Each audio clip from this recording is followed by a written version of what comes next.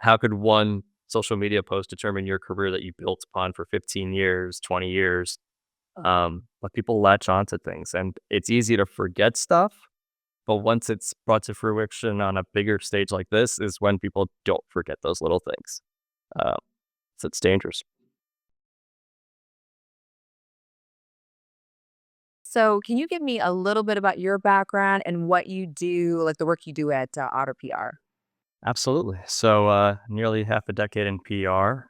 Before Otter, I was at the Dr. Oz show in New York Medical College, doing some medical PR there.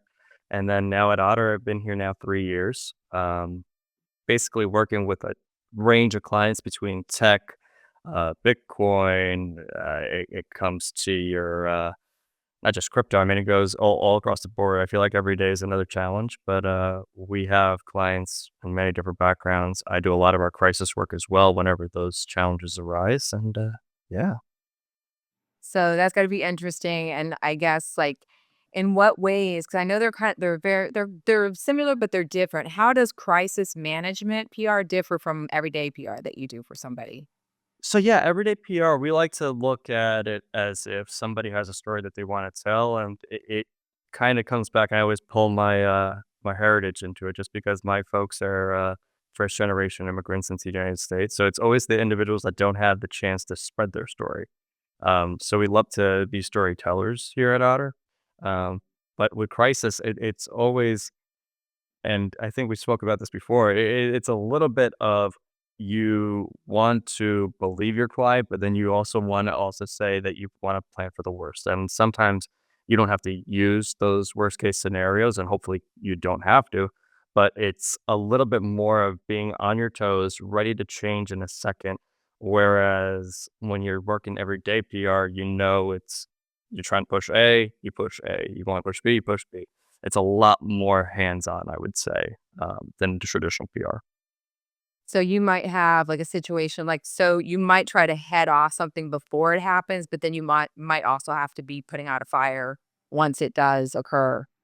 Exactly, and you're looking a lot more, I would say, into public perception. So when you're trying to utilize those plans and look for your 1A, your 1B, and try to compare those 2 plans, you kind of wanna push a little bit of that plan and then see how the public reacts or how the media reacts, and then always say, "Oh, well, maybe this from your other plan would work here," and it's always like an intertwined web, so you always plan for the worst, hope for the best, kinda thing.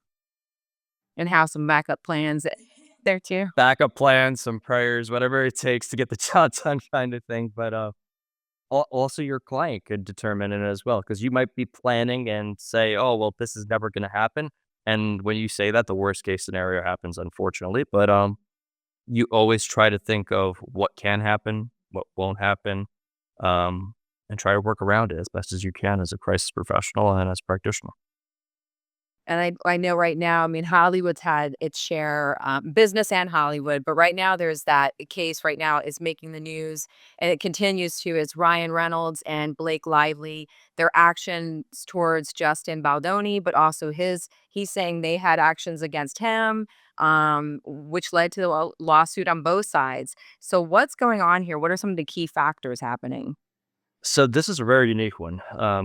Both actor and actresses, um, they're beloved by the public, and everybody loves the movie that they put out. It's been getting many different reviews, but the point is, their backgrounds were usually clean. Ryan Reynolds as well. He has a great background. Everybody loves him from Deadpool. But it's mixing a very unique take in the sense that we're looking at these Hollywood icons, which we beloved on big screen. We've made they're the perfect couple picture in our head, and nothing could happen outside that window frame. Uh, and now this crisis takes on a whole nother ballgame in the sense that we're seeing a little bit of the media weaponized, I would say, because the second that Blake Lively put out her her whole, accusation, I would say, but it's not even an accusation. It's a whole, court case going on here where Justin, might have potentially done something. Um, it kind of asks you who's telling the truth. So you're kind of pulling, well, Blake Lively is the perfect picture child of an actress. She can't possibly have done anything wrong here. maybe it's Justin, and then you kind of pull your own personal opinion on, is it the guy versus the girl? Is it the girl versus the guy? Um, and it's a very I kinda say it's a psychological take of who would you believe the most based upon their previous accomplishments. And when she put out her, um, accusation, she also had an article with the New York Times go live, and people started to wonder, "Oh, well, maybe the New York Times article had something to do with the lawsuit," and it was a little tandem there of attacking Justin's image. Um, and also with Deadpool potentially being, that Justin was the picture person of one of the characters that was killed in the movie, so it's a little bit of we're seeing an actual court case unfold, but it's also mixing in public opinion, and it's just a total mess, and no matter how you look at it, which is really crazy. I know in the publicists involved in all of these, they're also they're involved in the case. I mean, they're the lawsuit. I think there's some lawsuit against them as well. Like they're kind of in the mix of this situation. So as a public or as a PR person, how how does that play out for them? You think? I know that's got to be difficult. Well, that's the thing too. So it brings in ethics as a PR person as well, because you want to believe your client. You want to say, especially something as serious as this, when it comes to the courtroom, you want legal matters to play out in the courtroom, but you want to stay behind your client. So it could be um, it could be career changing at the end of this, in the sense that potentially that practitioner might be looked at differently if they represent the wrong side. You kind of have to be the detective and say, are you defending the right person? And if you find out you're defending the wrong person, you might have to come out to defend yourself as a practitioner. So it's a very, very intense situation where you're gonna have to put your career on the line, um, and go down with history in that sense a little bit. And with this kind of situation, and not that they could prevent it in any ways, but like with stuff like that, how, as somebody in that crisis management, do you try to put guardrails to kind of prevent these kind of situations? Is there anything you can do? So usually I always say you want to know your client. What it's not even them as an individual like this. It could be just their day to day. How do they go about what type of individual are they outside of the big screen, outside of an office? It's you never know an individual truly until they open up to you. So we always say it could be talk to your client about the family life, talk to your client about what are they doing, whether it be going to the park, going here, going there. I always try to break a barrier and try to get at least a good sense of how they are ethically as an individual. The second you start hearing, "Oh, well, who gives XYZ? Who gives that? I just want my name clear." It kind of gives you red flags, and you start wondering, "Well, if they said this, do they mean that?" And that's where you start saying, "Well, maybe I should plan a different way or start looking at it a different way." And you kind of learn from previous crises. And that's where I'm a little bit of a nerd where I see a crisis like this. It's a learning experience for me in the sense that it could prepare you as a practitioner better to say, well, if it went wrong here, you could prepare XYZ in the future. If it went right there, this is what you can take and utilize it into your PR plan. So you're always learning and taking notes from other crises to prepare for your own or your clients as well. And like we were talking about the New York Times, how did the mainstream media play a part in this situation, do you think? So, and this is where I said it previously, where it's weaponizing the media a little bit in the sense that if there's a reporter, and I believe the reporter from the New York Times, she was well known for being the actual reporter for the for the It movement and the Shia movement in Hollywood. It's an interesting, and I'm not a conspiracy theorist. It's just a lot of you watch these videos of people taking it in and saying it's an interesting report used for this type of an article. Because when Blake Lively came out for her court case and for her accusations, it's an interesting investigative reporter to use in that situation. And then when you start getting all this information about the movie, it just seems that you're trying to sway public opinion in a certain way by using a certain journalist, using a certain publication just based upon the reach. So I feel like it's a very you see it often in PR, unfortunately, in the background where you're like, "Oh, well, I wanna target this outlet, that outlet." And it's just because you're trying to get public opinion on your side. And whether that be your client is trying to clear themselves from a crisis, certain outlets are utilized because it's the niche publication, niche messaging for said client. And in this case, it was like kind of more used towards, I mean, it's a case going on, a lawsuit, but it was kind of being used as a derogatory thing towards Justin. So it's kind of like he was, without being found guilty yet or without anything happening, come into play, he was kind of like a bad light was shed on him, I guess. And that's. Exactly, and you're hoping with media relations, especially when you hire a practitioner or as a publicist, you always have the media relations to at least work your story into the media. It might not be that the reporter even sees eye to eye with you. As long as you're presenting your facts, it completely change the narrative based upon who reads those publications. And that's where I always say sometimes to clients as well, even on regular PR, you might want your Forbes, you might want your top tier outlets, your dream outlets. However, are they reaching the messaging that you want? Because sometimes you're so niche where your 10% of who you're trying to go out to might not be reading your Forbeses. You might want to go more for like a localized publication or somebody that's in your industry. And that's where a little bit of PR work comes into magic where you want to work with your client to achieve their goals and get their message out there. But sometimes their best interest, especially something like this, maybe they are trying to target outlets where there might be women, moms, everybody that checks those boxes of somebody that relates with like Lively more than Justin kind of thing comes into play.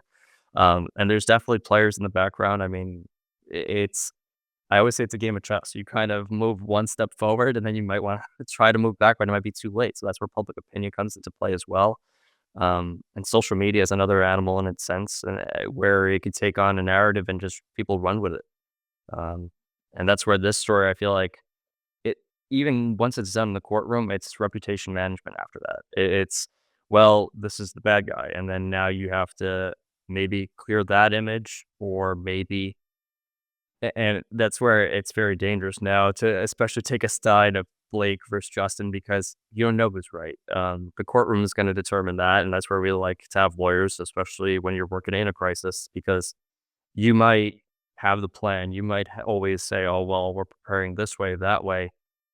For said client. However, the attorney is always going to have, well, that's the best interest for my client. This isn't the best interest for my client. So you always want them involved in any crisis, whether it be good, bad. Um, it's a very interesting one, especially now with things are unfolding before even the lawsuit unfolds. So That is true. They're not even in the, doing the in the courtroom and stuff. And I know you were talking about social media with clients as well. Do you have to watch that? Because sometimes, clients get on, X or whatever, and they're just ranting and saying whatever and not, do they check with you? Is it helpful if they let you know before they start? well, there's another animal that I've been reading up in the industry is where there's certain high-powered celebrities, certain high-powered company leaders where they'll hire bots in India and across Asia where they'll just nonstop put comments online just to try to sway public opinion and try to get a narrative out there. So this is where social media AI is potentially going to be coming into this, where AI bots might just be constantly putting out press there. Certain outlets have AI content out there. So it's a matter of you're always gonna need human touch, but it's a matter of that individual putting their opinion into the AI bot and then spreading this mass propaganda, whether it be good press, bad press. And I'm actually surprised that it didn't come out in the election this time around of where you might have election interference from other countries, even more potentially, whether it be Russia, China, whoever. Um, these AI bots are going to be another animal in crisis where you could actually sway an opinion real time, and it might happen. It might not be this case, but it might be coming down the road as well on that end. So it's a very interesting thing as well. Oh, yeah, I think that is pretty. I know, I didn't even think about that. I know that they were saying that also AI, and this is like people who are, up to no good, are also like able to kind of act like they are that person. Like that's, with them not wanting it, like this, in this case, you're saying they're hiring, but maybe they're not. And these things are actually coming out, and doing things against the person. And it's Exactly.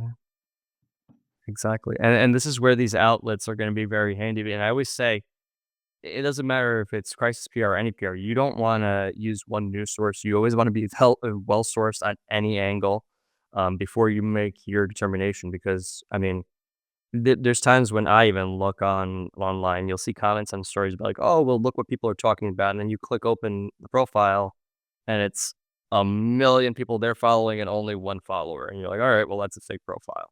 And then you start going through and you're like, "Well, what's real, what's not real?" And that's where this I always say AI is gonna get even crazier in that sense of determining what's real, what's not real, and where's your real news, where's your fake news. So this is where we're gonna be constantly, I say crisis experts will never get out of a job because there's always gonna be, well, public opinion here, public opinion there, and you're always defending your client in some way, which is scary because it could happen to anybody. Um, and then it's just a matter of who has the means to cover themselves in a crisis, which is even scarier because the little guy might be suffering more than the bigger, individuals who are better off. With yeah, financially to be able to, Mm, guard themselves, that's true. exact And just in an overall, like, sense, how, as a publicist, do you work with your clients to advise them and just help assure and we kinda talked a little bit about it, but, like, what kind of, game plan do you kinda present when you're starting off with somebody? No. Well, even our clients who aren't necessarily in a crisis, I always tell them, well, it's always best to have a backup plan. You always have a framework at least of, well, this is our, and I always use it going back to even my college days of this is our SWOT. This is our SWOT analysis. We say our strengths, our weaknesses, our opportunities, and our threats. And you work from that. It could be as simple as preparing for, I mean, if you're a small business, well, what if you rip off a client? What if you rip off somebody short of a dollar? As long as you have a basic framework of how to prepare yourself for a business, you could always build upon that framework and go from there. Um, and it could be as simple as, I mean, I always tell people you could write on a piece of paper. So that's where I tell my clients every day, well, who are your enemies? Who are your threats? Who are your competition? What could go wrong? Um, and then from there, they're at least somewhat of once a crisis hits, God forbid, you have that window of, well, this is the SWOT analysis we did back way when. Could we go from here? You already have your messaging. You have who's your spokesperson. You have that little bit to at least keep you prepared in that scenario. So that's where I tell my clients every day. It's always the what ifs, and I mean, that little post that you put back from when you were a teenager on social media might come to fruition because AI, I mean, you could even search AI for something that came out in 2010 and it'll come up. So that's where it's you'll never know what will come up. It might be something that you did in college when you were at those college frat parties, sororities, whatever it might be. But you never know how it will affect you later on when you're doing the career you love. And everything could go back in a snap of an eye. So it's insane. So then it's just a matter of, like, let's say that does surface, you need to know how are you gonna frame it and how, Exactly. so it puts you in a better light and doesn't, because you sometimes you can't get rid of it, but you wanna, like, put yourself or that person in the best light possible. Exactly, and that's where people are starting to dig up stuff from Blake Lively and from Justin from way back when they started their careers. They're like, "Oh, well, maybe they did this, maybe they did that, maybe they really weren't the good guy," and it's just trying to paint a picture, paint a narrative, even though they might have said way back, "Well, I was in the early stage of my career," that doesn't mean anything, so it's a little bit of damage control now for their PR people as well to defend them from press that might have been from the beginning of their career, and it might be a little I would say like a little screw in this big house that they built already that it's gonna make people sway their opinion a certain way, no matter what it might be, which is insane. Because how could one social media post determine your career that you built upon for 15 years, 20 years? But people latch onto things, and it's easy to forget stuff. But once it's brought to fruition on a bigger stage like this, is when people don't forget those little things. Uh, so it's dangerous. Yeah, that it sticks with them. Oh, yeah, that's the times I don't wanna I'm like, I don't know if I'd ever wanna be like a Hollywood celebrity. Yeah. Well, that's where you start to value your privacy, and you're starting to say, "Well, maybe I should have a public persona, a private persona." Um, but again, in this game of social media, AI, and this technologically driven society, I mean, people post from where they're on vacation, where they are. and it's very hard to not separate your work life or your business life from your personal life. So it's insane for sure. Very, very true. And if people want to find out more about Otter PR, where would they go? Definitely. So you go to Otter PR's website. It's just otterpr.com. There you'll see everything about social media management, Otter PR reputational management, regular PR. And we're also on every social media platform. So as long as you put Otter PR, you'll see the Otter logo pop up there with the little otter, and we're there. All right, awesome. Well, I really appreciate you joining us today. Thank you so much for sharing your insight into this case and just, the crisis management as a whole. Awesome. Thank you so much for having me on, and I appreciate it for sure.